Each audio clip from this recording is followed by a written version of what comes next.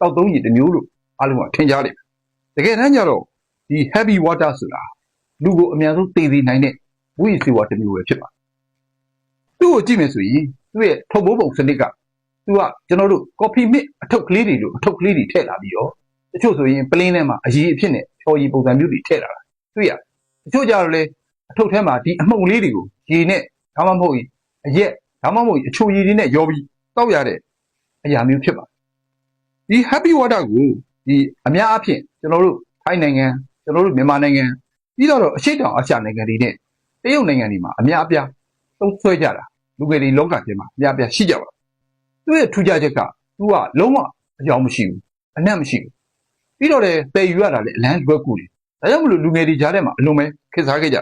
တော်ရင်တောင်လူကြီးတွေပိုင်းဆိုရင်ဒါလေးဟာရိုးရိုး coffee mix အထုပ်ကလေးလိုပဲထင်ကြလေဒါဟာဝိစေဝါတစ်မျိုးပဲဖြစ်ပါတယ်ပြီးတော့လည်းပဲဒီ happy water ကိုဘယ်လိုခေါ်လဲဆိုတော့ drug cocktail လို့လည်းခေါ်ကြပါတယ်သူ့ရဲ့အဓိပ္ပာယ်ကမူရည်စေဝါဖြော်ရည်လို့အဓိပ္ပာယ်ဖွင့်ဆိုလို့ရမယ်လို့ဖြစ်ပါတယ်ဒီ happy water ထဲမှာဘာတွေပါလဲဆိုတော့ ice လို့ခေါ်တဲ့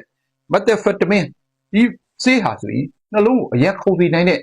ဆေးအမျိုးအစားဖြစ်ပါတယ်ဒီ methamphetamine ကို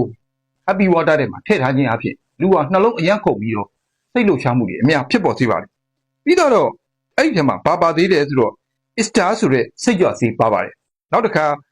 ketamine ဆိုတဲ့ထုံဆေးမေးဆေးတွေပါပါတယ်ပြီးတော့အိတ်ဆေးတစ်မျိုးတွေလည်းရောဆက်ထားတယ်လို့သိရှိရပါတယ်အဲ့ဒီ happy water ကိုတောက်လိုက်တဲ့အချိန်မှာတော့လူကအလွန်တက်ကြသွားပြီးအလွန်ပဲပျော်ရွှင်ပြီးတော့အကချင်းခုန်ချင်းစိတ်တွေအရန်ကိုဖြစ်ပေါ်ခဲ့ပါတချင်းများဖွင့်ထားလို့ကတော့ DJ လိုတချင်းမျိုးပေါ့ဗျာတချင်းများဖွင့်ထားလို့ကတော့ဒုံတိုင်းကွာဆိုရင်တော့အဲ့ဒီလူဟာမမောတမ်းမပတ်မပန်းတမ်းကခုန်ပျော်မြူးနေတာကိုတွေ့ရပါလိမ့်မယ်ပြောရမယ်ဆိုရင်ခစ်လူငယ်စကားတွေနဲ့ပြောရရင်တော့ကောင်းကောင်းကဲလို့ရတဲ့အနေအထားမျိုးရှိတော့ပါတယ်ပြီးတော့အဲ့ဒီဆေးကိုတောက်ထားရင်ဒီ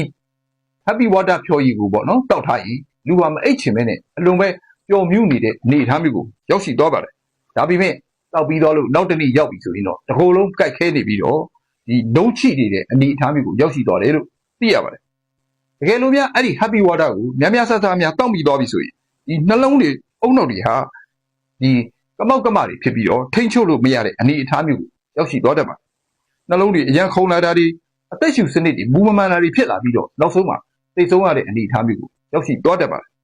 ဘာလို့လဲဆိုရင်ဒီ happy water ဟာအယောင်ရောအနှံ့ရောမရှိတဲ့အတွက်တုံတုံတန်ယုံမိန်းကလေးတွေကအစတောက်သုံးပြီးကြပါတယ်တောက်သုံးပြီးသွားရင်လည်းဒါဟာဒီဘလောက်တောက်လို့တောက်ပြီးမှမသိပဲနဲ့အချိုရည်ထဲမှာတောက်လိုက်ရင်တာမန်အချိုရည်လေးတောက်ရတယ်လို့ပဲဖြစ်သွားပြီးတော့